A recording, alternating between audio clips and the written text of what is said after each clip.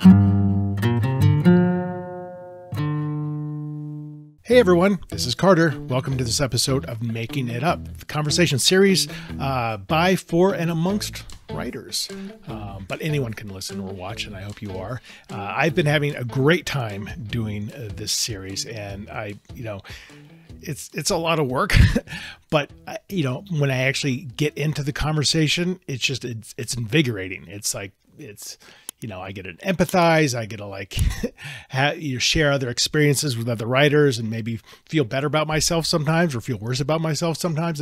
It all depends, but it's always fun. And I feel like I'm making friends along the way, a lot of friends. And that's a great byproduct of having a show like this. Today I had on the show Kelly Ford, who is fantastic. Now, I didn't know Kelly prior to this conversation, but I just had a great conversation with her and realized we were both going to be at BoucherCon, which is the Mystery Writers of America annual conference in September. And this will probably be airing after I go to that conference, but she will be there. So now I have yet another new friend who I can sit down and have a drink with. All of the writers always want to have drinks. That's just, I guess that is a cliche. That is true. So Kelly's latest book is Real Bad Things, coming from Thomas and Mercer. And I love that title, by the way. And she's also the author of Cottonmouths, which was named one of 2017's best book of the year by the Los Angeles Review and featured in the 52 books in 52 weeks from the Los Angeles Times, which is a big deal. So that is awesome. She was great to talk to. As I mentioned, she grew up in Arkansas and then worked in Boston for quite some time and now has moved with her wife to lovely Vermont, which makes me very jealous. And we talk about that a little bit. But she's, kind of like me. She kind of fell into writing. She'd been writing her whole life as a hobby. But then in her 30s decided to kind of pursue it more seriously. And, we talked a bit about how social media kind of makes you feel like, if you've written your book and it doesn't sell or doesn't get an agent within 2 weeks of you trying, then you're a failure. And that is clearly not the reality. And it's not a reflection on what actually happens after you write a book. So we talked about dispelling that myth a little bit. And she does teach as well, and she's got some great advice for writers. So and some of her nuggets of wisdom certainly shone through on this episode. So I hope you enjoy this conversation. I certainly did. This is me talking to Kelly Ford.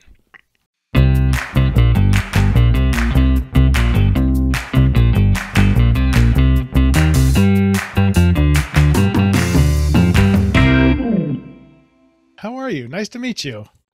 You as well. Thank you for having me on. Oh, no, my pleasure to talk to you. So I just saw that you're up in Vermont. I am. So I've I've had these like little mini obsessions with Vermont lately, and I don't quite know where it comes from. But actually so I'm in Colorado, and when I think about wanting to leave the country and just go somewhere else, and I don't quite have the courage to do that, I think, God, Vermont kind of sounds nice. That could be a place to escape. I mean, it's not it's a nice place to escape. It's not like it's a real conservative area where I'm in. I'm in Boulder, Colorado, so it's pretty nice. But just and so actually the book that I'm just started, I'm about 10,000 words in, it takes place in Burlington. It just ran. Okay. So I'm like, that's where this book is going to take place.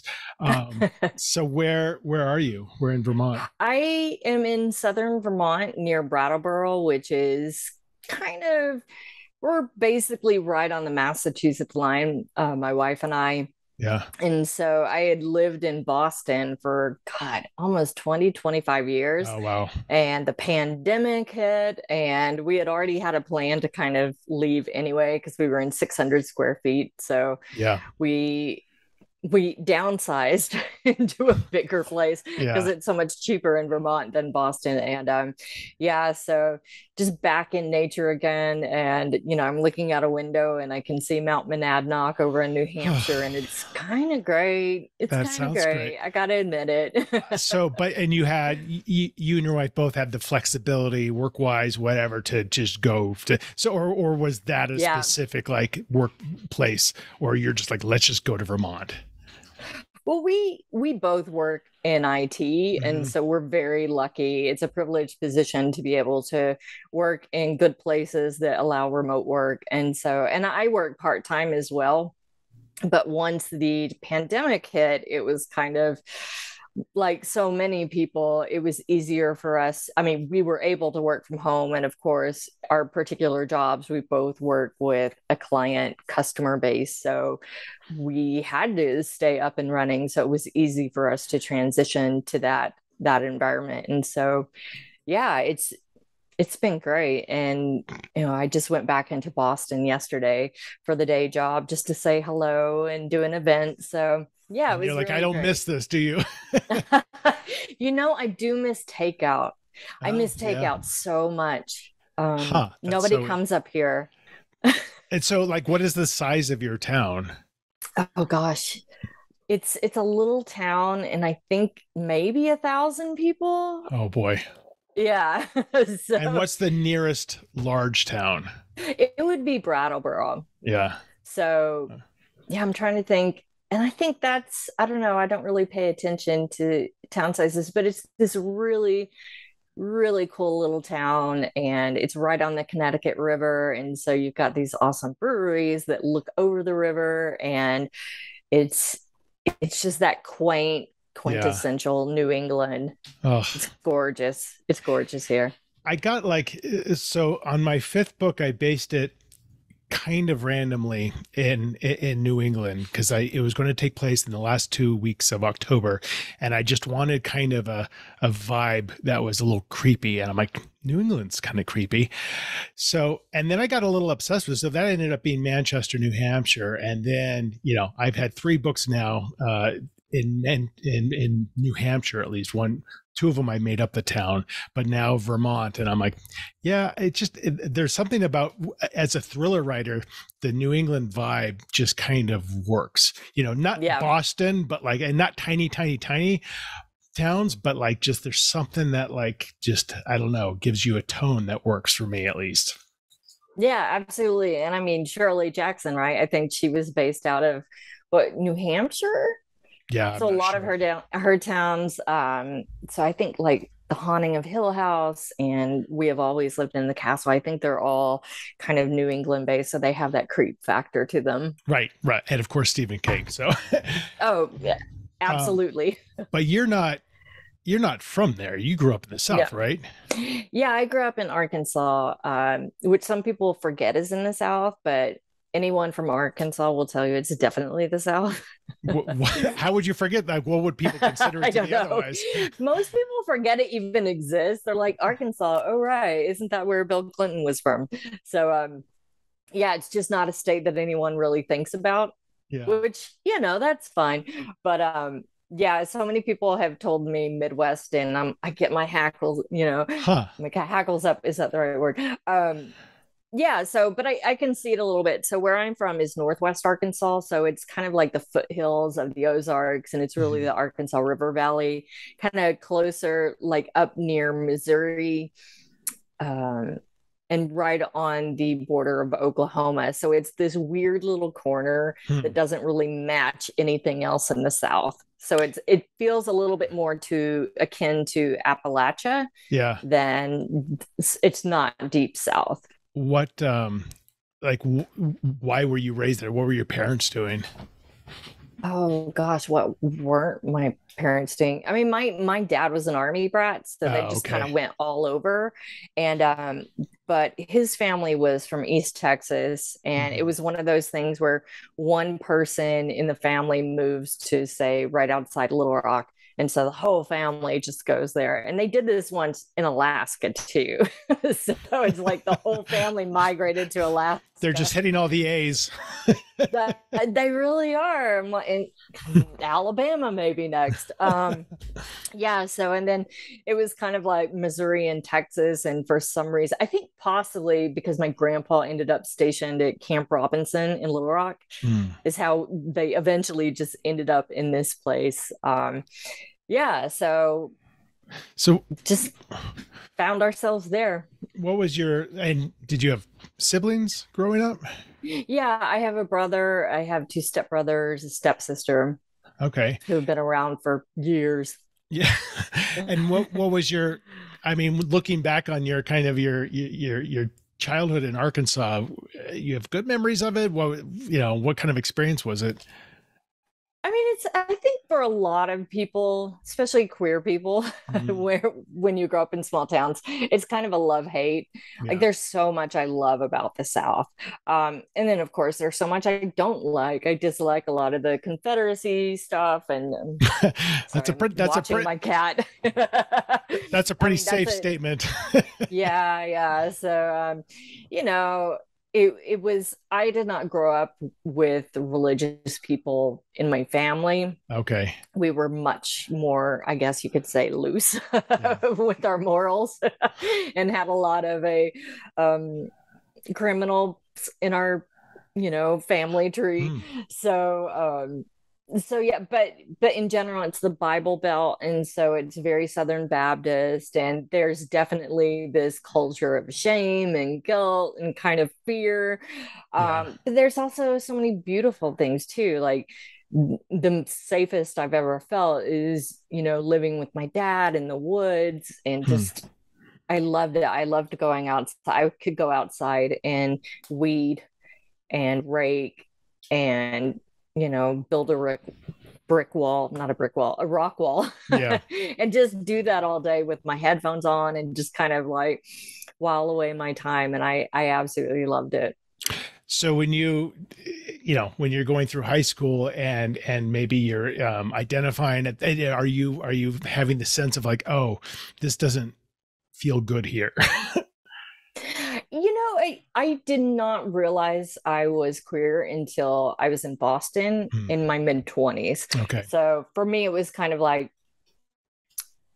I grew up kind of like my parents were divorced. I was definitely that standard Gen X latchkey kid, standard 80s kid. Right. Reality bites. Oh yeah. Nobody's parents were home.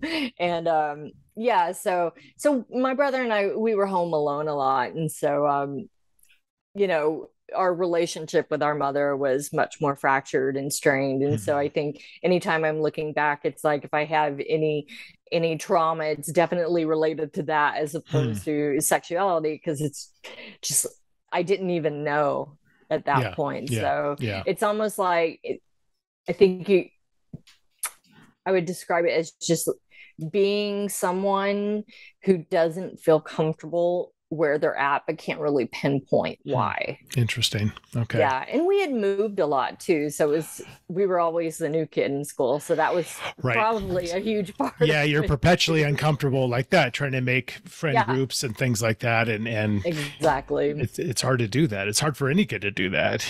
Exactly. But as you're growing up, are you having a sense of, it's interesting because you say Army brat, when I've talked to a lot of writers, and those of whom who were Army brats were definitely like, because we were moving, books were my friends. That was my escape. Was that an experience for you? Yeah. And to be clear, I was definitely not an Army brat, but I feel like I identify more closely with people who are Army brats because we were moving. We were moving a lot. And I think it was mainly just, it was the way we were living at the time that, it's like I don't know that we were kicked. I was too young to know, like, were we getting kicked out of our house? What was happening? But we just moved almost every year. So, wow, that is a lot. Okay. Yeah. So, but books were until about junior high school, but definitely books were something I always was drawn to. And, it was funny because all of my grandparents and my parents were all avid readers, but they were all reading very different things. So Mhm. I didn't necessarily go to the library that much. Like a lot of writers talk about the library, and I was like, that wasn't Yeah, really me my neither. Yeah, I experience. wasn't that either at all. Yeah. Like I wish I had, but it's almost like, wow, that was a thing you could do. But it was kind of like my grandma Sue had her Crime and Punishment encyclopedia, which I Oh, have. nice. It's not hers, but I found a set on Amazon. I was like, this is part of my childhood. It's like You have to get it. crimes and aberrant behavior. I have to. And I was reading about Richard Speck at like 5 years old, Oh, which is a Jesus. terrible thing to do. Yeah, that'll And keep then you up at night. my mom is super into horror. My dad and my stepmom were really into westerns, and then my grandma Ford loved romance. So I really kind of took all of these That's books great though that you're in. having that kind Oh, of it's this awesome. tapestry of genres to not feel that you're being limited. Oh yeah, I would just read whatever. My grandma would go to the book nook in Fort Smith, Arkansas, and just find the dollar books and whatever was there. I'd go to her house. She lived nearby and just pull it off the shelf and start reading. It was the best. Huh. And then as you're and it sounds like okay, so then you were a little bit more stable in terms of moving around by the time you're in high school. You're Yeah, you're in one place for definitely. high school. And then are you having a sense of, wanting to go off to college and study something in particular? I really wasn't. I'm the most maybe abnormal. I feel like my pets are yelling, so sorry. They're fine. If you hear noise in the background, they might be trying to eat one another. If okay. Yeah. Do you mind if I pause just a No, moment not to at all. separate them? Yep. I'm so You're sorry. good. I'm the worst guest. I'm so sorry. You're fine. I What do you have? Oh my God. I have an 18-year-old cat and a 8-month-old pandemic puppy. Oh boy. Yeah. My wife had to take off. And I was like, okay, I can do this. They'll be fine. I have treats right next to me. And then they're just like, ah. Yeah, But I separated them into different rooms. So you were Fingers saying you crossed. didn't really have a sense of what you wanted Yeah. to study. Yeah. I had no idea. I was really one of those. I hear all these writers talk all the time, and I often have this imposter syndrome because I don't have that same background and experience. And I really feel like I was just living in the moment Mhm. all the time, which is not a terrible thing. No, in fact, that's what most Eastern philosophers say you should do all the time. Oh, well, great. So I Be here don't have now. imposter syndrome anymore. I'm Well, I like, mean, I was doing it great. and to be fair, like I fell into writing in my 30s. Like I have a business background, and so when you say imposter syndrome, that resonates strongly with me Yeah. because I still feel like I don't know what the hell I'm doing. When people talk about like, your book should be the hero's journey, three act this, and I'm like, I write kind of what just comes to me in the moment, and hopefully it's interesting to everybody else. Same. That's exactly what I do. And I know what a lot of those things are, but I didn't take writing classes. Me I think I neither. took one writing class in college, and it was so awful. Just, and not awful the class, but the idea of workshop and not, and just speaking. I didn't even mind if people read my stuff, but I hated speaking. I think probably because I was the new kid all the time. I'm like, oh my God, please don't call on me. Don't call on me. So That's it wasn't interesting. until I took, it was 2008. So I was probably in my 30s then as well. I'm like, I can't count. Um, but when I was laid off from my tech job, 2008, housing crisis, like everyone else, all my friends and I, we were all in the unemployment line together then. Um, that I finally was like, maybe I'll just take some creative writing classes. Hmm. And so that's when I started to learn about things. And it, I was writing all the time since I was a kid.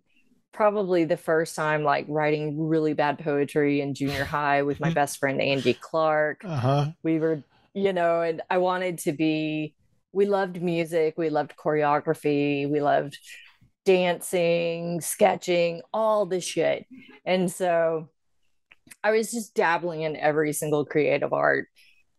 Hmm.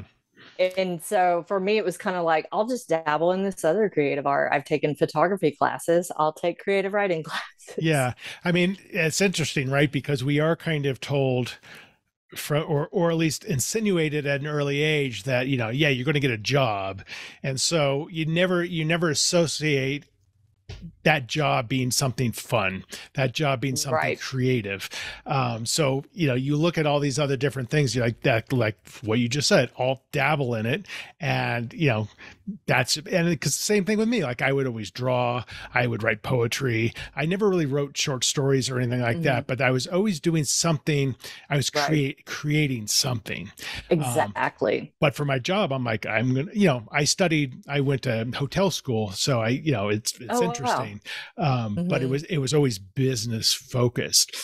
And the authors that I've talked to who did study at an early age are kind of the other extreme where they're like, I'm going to be a writer, which I think is insane to have that thought. Oh, Even absolutely. now, and none of these schools are telling you any of the practicality of being a writer. It's just all about craft. And then you get out of school and you're like, now what the fuck do I do? Yeah. So you got into IT. Yeah, and it was really by accident. I mean, I ended up in Boston by accident, kind of. I was kind of like, even when I was in college, I was like, I don't know what I'm gonna do. So I think my stepmom was like, didn't you mention wanting to be a doctor once? And I was like, sure, why not? Like, it's shocking to me too, people who just know they wanted to be a writer, because I'm like, I truly am like just a branch in the wind, like, what? Oh, we're going this way. Right. Great. Or know that they want to do anything. Yeah. And I honestly never had, and it makes me feel so aimless, but also I didn't have a lot of stress about it either. I think I always just thought, oh well, I'll just get a job. Who knows? Who cares? Whatever. Um, yeah. So I just did that and it was fine. So But I where did you became go an to English school? major. Okay. I went to University of Central Arkansas in Okay. Conway, Arkansas. Got it. So you Such a stayed in small Arkansas. state school. Yeah, for that. And again, it was just like all my friends were, I graduated with 20 people. It was tiny school Oh, wow. in the woods, right? So all my friends were really smart, and so they were going to college. And the counselor was kind of like, well, what about you? And I was like, what about me? Are you going to college? I don't know, because I came from such a blue collar working class background. It wasn't something that anyone in my family had done. Huh.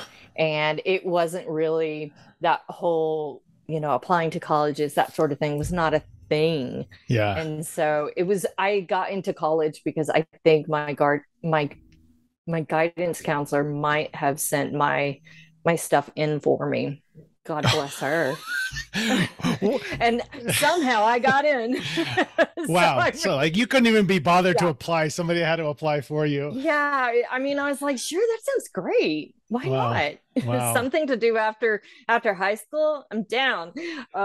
Yeah. So whenever anyone's like, this character has no agency, I'm like, you know what? Sometimes that works out.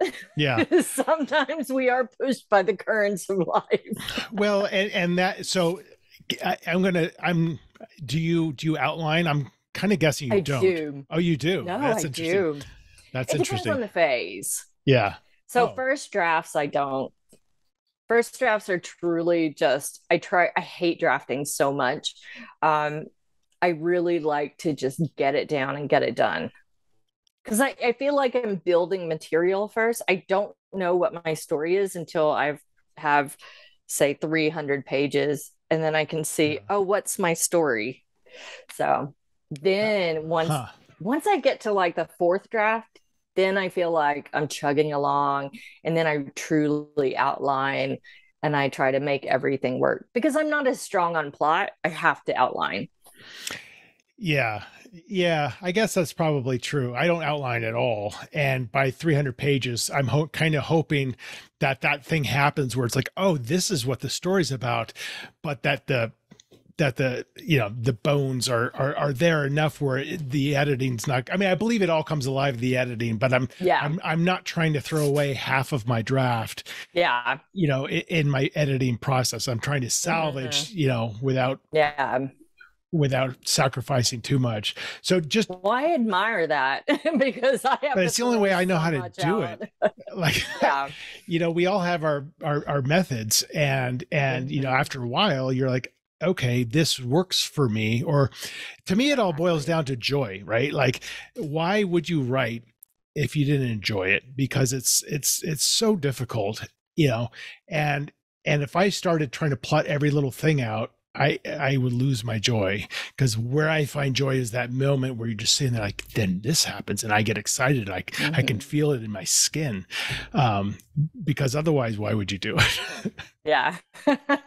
Mine's almost like a scavenger hunt. It's like the 300 pages has all this shit in it. And I'm like, what am I going to find today? Because I also have a terrible memory. And I'm like, wow, I wrote that.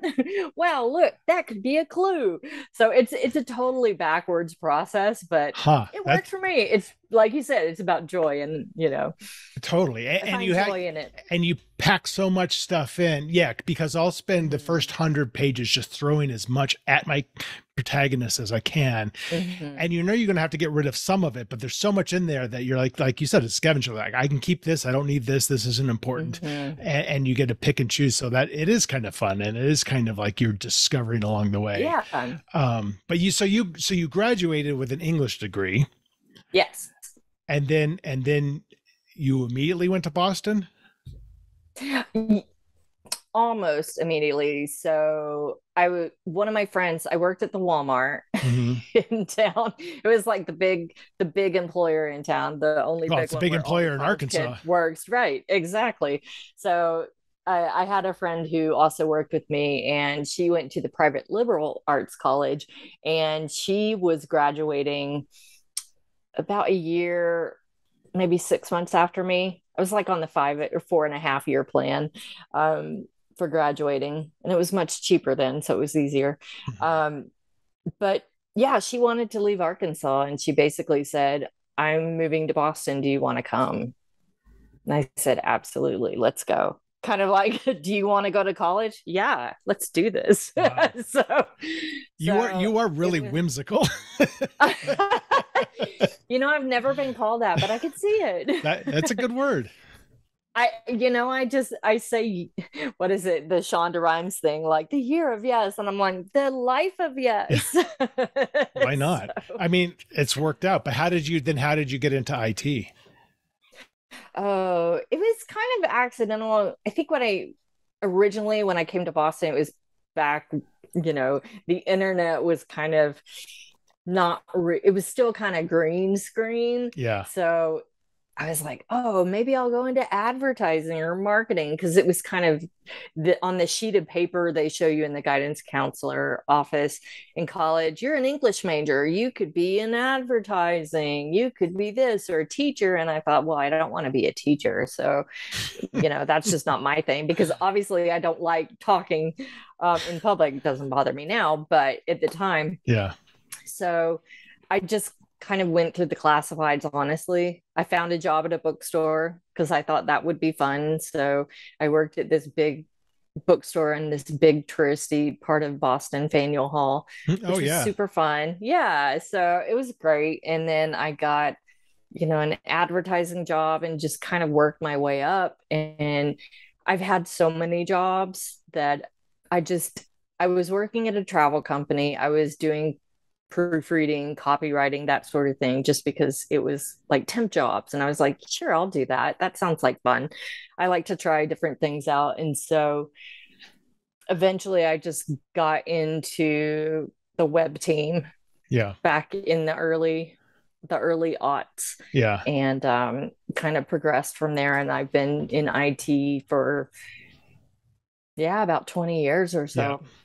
And so you mentioned you'd been writing your whole life, whatever, Mhm. however that Yeah. manifested itself. At what point did it become more of a quest rather than a hobby? I would say after I got laid off, I guess it would be the second or third time. I've had lots of jobs, so I've been through recessions. So the 2008, once I got into writing classes, I started to go to Grub Street Writing Center in Boston and took a bunch of just essay classes, short fiction, just for fun. At the time, I was also really interested in screenwriting. So Hmm. I had the big, what is it, Robert Keane? I have his book on my shelf. Yeah, I don't No, know. that's not it. Um, the guy in the the Susan Orlean. No, I'm trying to think of that one movie. Anyway, Robert McKee. Okay. No, yeah. Anyway, so there's he has this God, my adaptation. That's the movie. Do Oh, yeah, yeah, yeah, you yeah. remember? Right? Oh, of You know course. the screenwriting seminar. Yeah, Like yeah. that's real. And so I went to that guy's seminar when he was here in Boston. So that was in my screenwriting dabbling days. And so I was doing that a lot. And finally, there was a novel in progress class. And I had already decided that, screenwriting, oh no, I have to work with other people. I don't want to do that. So I was like, let's make it a novel. So I decided to do that. And my instructor at the time, Lisa Borders, invited me to join the inaugural novel incubator program that Grub Street was running. And it was basically kind of I guess at the time, a 9-month MFA level, but it Oh, was okay. basically just it wasn't short stories. It was truly just your novel. And it was, you're going to workshop your novel twice. So Huh. once at the beginning and then once more at the end. And so you got the craft lessons, but it was really wonderful because it was the first time that anyone had read my full book besides myself. And that Hmm. was terrifying, but also Sure. really illuminating. And so they did teach, and the other instructor with it was Michelle Hoover, and both of them are published authors. So you really got a sense of what it was like from the craft side, but also Mhm. the practical business side. Um, but it was a really intense year of just focusing on our novels, and it was just 10 people. Huh. It was And really incredible.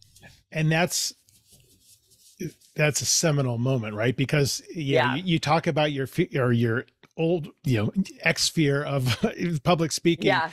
and there's a lot of people who have that, and then they go to take a public speaking class, and that can either completely destroy them, and they'll never do it again because it's intense, and you're with 10 people, Mm-hmm. or they're like, okay. I made it through the other side, and the vulnerability of workshopping your novel twice, having never gotten feedback on your novel before. I Mm-hmm. think those two options could have still held true. You could have been like, Yeah. I can't handle the criticism, and there's a lot of people like that. Mm-hmm. They just give up because they're, and which is good because, like, you have to be able to Yeah. get feedback if you're going to be a novelist. But it Oh, sounds like yeah. And you it went up was, through the other side of it. yeah. And I think they started it where you had to have taken a class before, not necessarily at Grub Street, but just have been through a workshop just to be prepared for the intensity of the program. But now it's in its 11th year, and there are about 100 students, and we have a really high publication rate. And I think it's mainly due to the community we've created with one another. That's We amazing. just show up for each other all the time. So it's So great. so you completed that, and then you have your Mm-hmm. book, and then Yes. then what's the trajectory?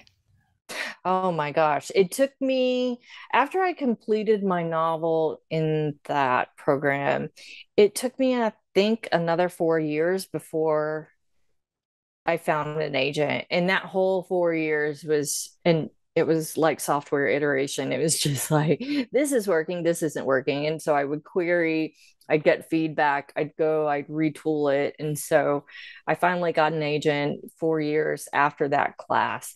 And then maybe more than that. And then went out on submission after further revision. And then it was another maybe year before I got an offer on Cottonmouths. And so But you that was sold it. astonishing. I did I did sell it, and it was kind of mind blowing because I think sometimes you get, mostly on social media, you hear about success stories. I think more now, but you hear some of the other stuff like I came from the slush pile. I Right. didn't meet any of my agents. Well, I didn't meet my first agent.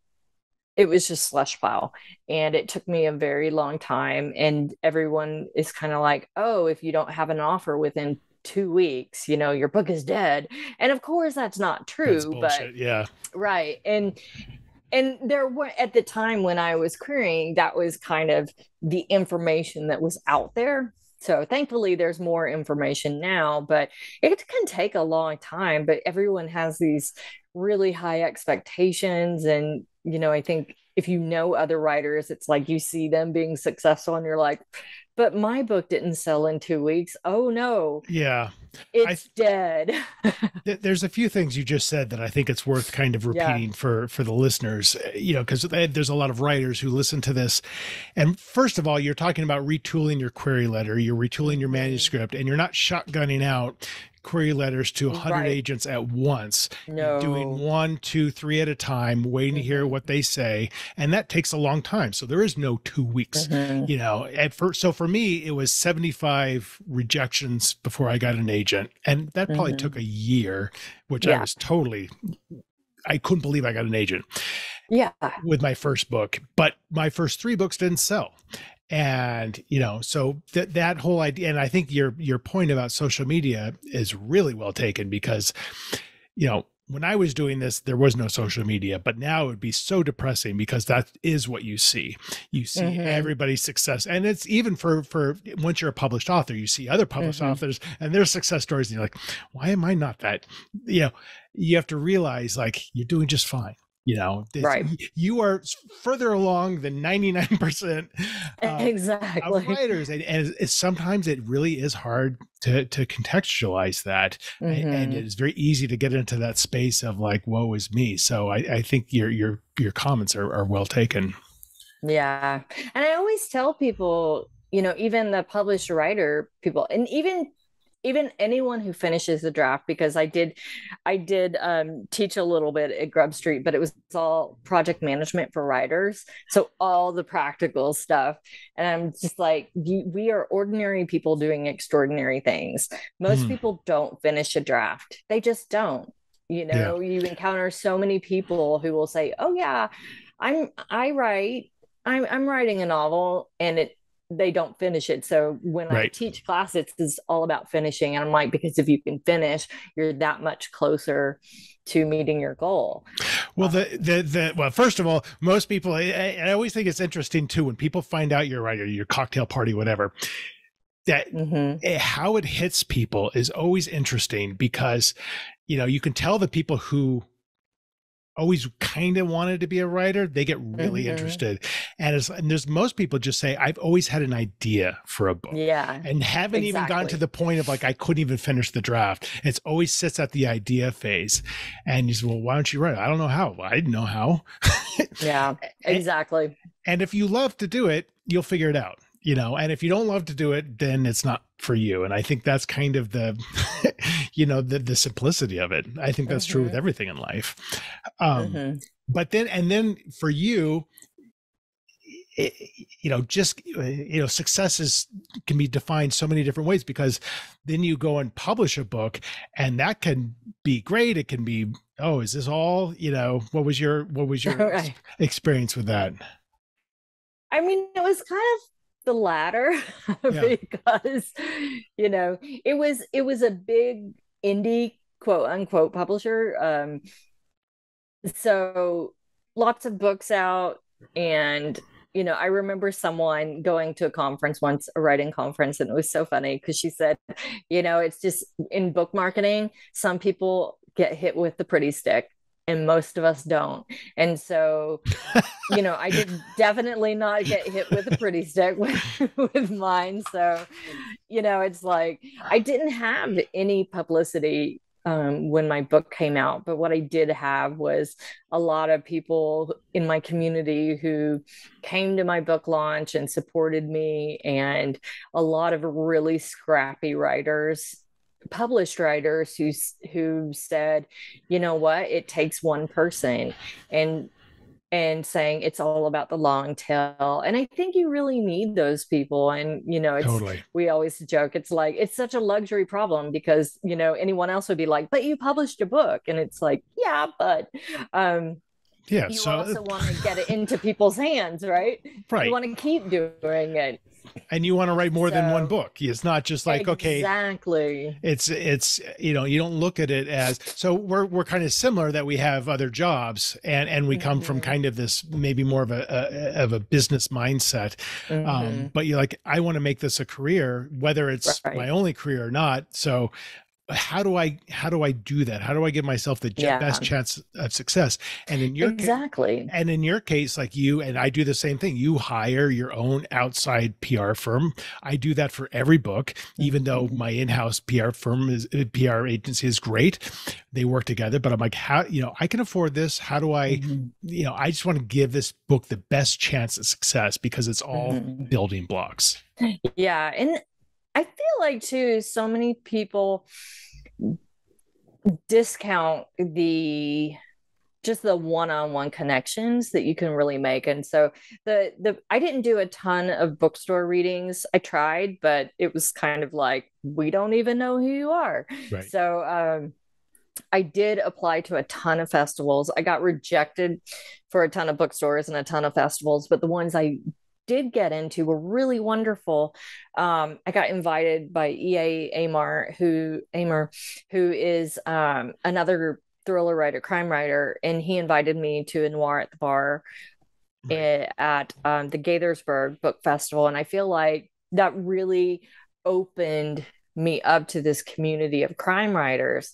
And then everyone was like, oh, you should totally go to BoucherCon.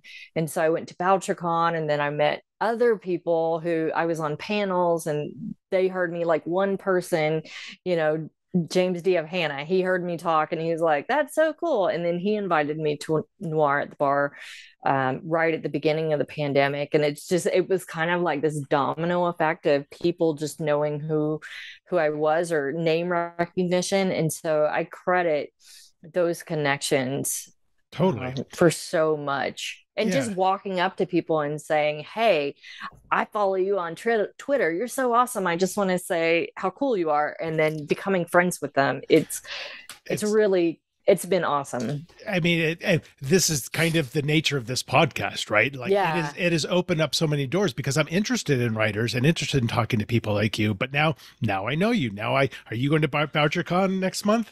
I am. I will see you there. Are you? Yeah. Awesome. Let's get a drink. Exactly. And I'm like, now I know. That's awesome. But when I teach writing, I try to teach the practicality of it. I'm like, networking is just as important to writers as any other industry. Go to the conferences, make friends. I saw you had a blurb from Sean Cosby. Yeah. And I do as well because I got to know him at a conference. I got to know him at BoucherCon. Yeah. Yeah, exactly. And I think I talk about him a lot, probably too much, but he's so wonderful. To me, he exemplifies kind of the writing, because he's somebody, and I interviewed him for this podcast, and he's somebody who just, I'm just going to keep writing. Whatever happens. It's the success isn't the driving factor, and it can't be, because you'll kill yourself. But then 2020, man, it just hits with him, and it first, it couldn't have happened to a better person. Absolutely. And it's not luck. He's a phenomenal writer, but there are a lot of phenomenal writers out there, but it just is not the important thing. It's great, but it's not the important thing. And I think that's what a lot of writers have to understand. Yeah. And I think they take the idea of networking as something really ugly and gross, like, oh, I don't want a hard sell. And I'm like, you're thinking about it all wrong. You're just entering a really cool party with fun people. I'm like, crime writers are the most fun people. Yeah, totally. I've never laughed so much. I'm like, if you're gonna hang out with the crime writers because they're so much fun. Yeah, if you go to a conference with the intention of selling your book, you're totally thinking about it. Like that's what kills me. It's Definitely. like there's some people, on these panels that they have the ball cap that's got their book title on it. They've got the books all lined up in front of them, and you're like, I'm not. This isn't what this is for. And even if it were, this isn't the way that it works. Or the people who like just vomit their business cards on a table, like hundreds of, like, what do you think that's doing? I don't get it. Right. But you talk to them, you make friends. But I think one of the issues is a lot of writers are introverts, and that's not a naturally comfortable environment for them. So, but it sounds like, Right. You've kind of overcome, maybe being a little bit of an introvert. I don't know. But it sounds like you enjoy the networking. Yeah, I've become more of an extroverted introvert. I'm one of those people who definitely needs to recharge after it. Say, if I have like this one thing today, I'm toast for the rest of the day. I need to go recharge because it takes so much energy. Yeah. And people are like, you seem so calm. And I'm like, it's kind of more like I don't know if this is what it's like for you. It's almost an out of body experience when you're doing a lot of these things that you just you click into, I'm an author. This is my author mode. And so by the time it's done, you're kind of like, wow, that was great. But I also feel like I just work a full work day. Yeah.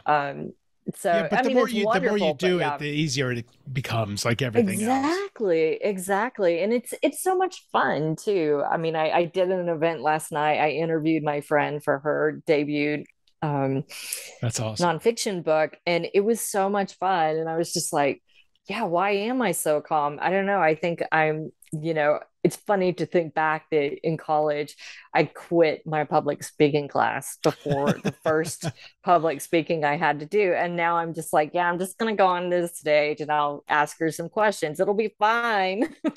Yeah, I mean, totally. And what's great about being at an author event is you get to be you, right? As opposed to like, I'm Carter in my corporate role. And this is how, man, when I'm talking as an author, you are seeing the real me.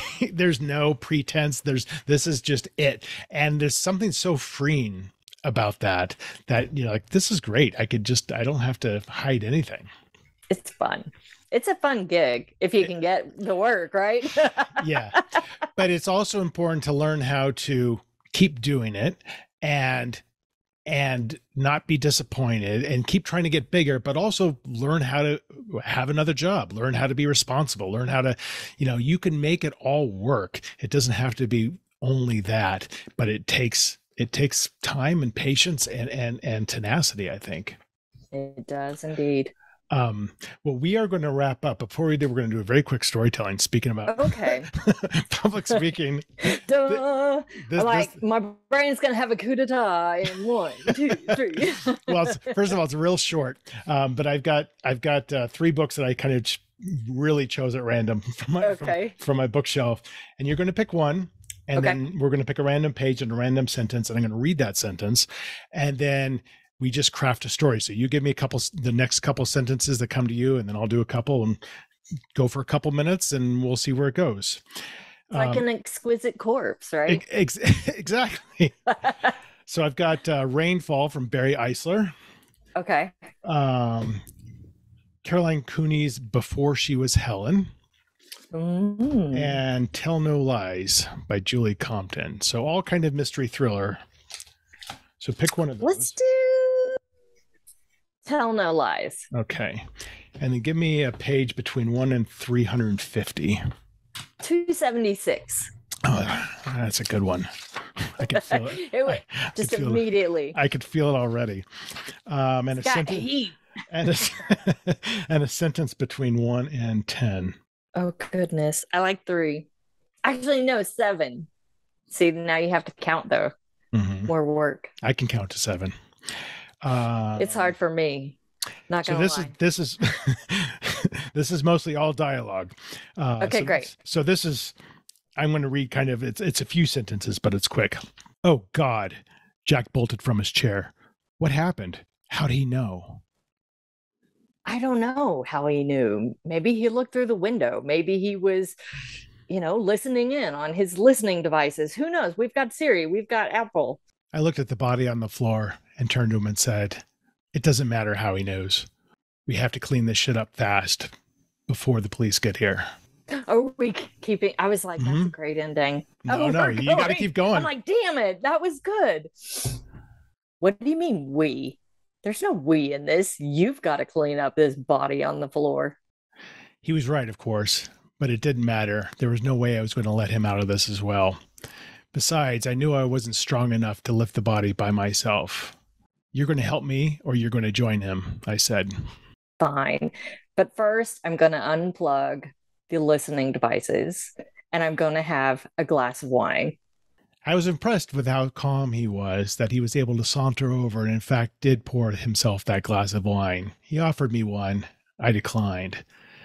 I was too disturbed by the smell in the room. Sorry, you're better at this. You have more experience. We can call it there. I like that. Okay, we'll call it there. But could you visualize it? Yes, absolutely. My agent, I had a call with her today, speaking of just bodies and smells. And she said, she just read this manuscript and she's like, you've got an awful lot of people defecating after they've been killed. I'm like, well, but that's what happens. I know. And I'm a firm believer. And if you're going to do violence, you're going to do it realistically. And it's not going to be throwaway. It's going to be, this is what happens. But I agree. No, that's what happens. Maybe I went a little too far. You got to get it all. Exactly. Maybe it's like, do we need it 5 times? Right. Maybe 1 time. I think that was kind of the root of the problem. So, well, what a pleasure to talk to you, Kelly. You as well. Thank you so much for having me on. I feel like I learned from you, and now I'm kind of even more excited about Vermont than I was coming into this conversation. I know Vermont is great, and we'll just talk about it more at the bar at VoucherCon. Sounds good. I can't wait to see you there. Take care. Thank you. Bye. So that's it. That was my conversation with Kelly Ford, and I really enjoyed it. It feels like I could have gone. I had a lot more questions for her, but we had to cut it at some point, and she was fantastic to talk to. If you would like to learn more about Kelly and her amazing books, you can just go to kellyjford.com. And if you want to learn more about me or see my appearances or subscribe to my award-winning newsletter, it doesn't really win any awards, but I'm just saying that. Just go to carterwilson.com. So that's it for now. I appreciate you watching or listening. More episodes of Making It Up are coming out soon. In the meantime, take care.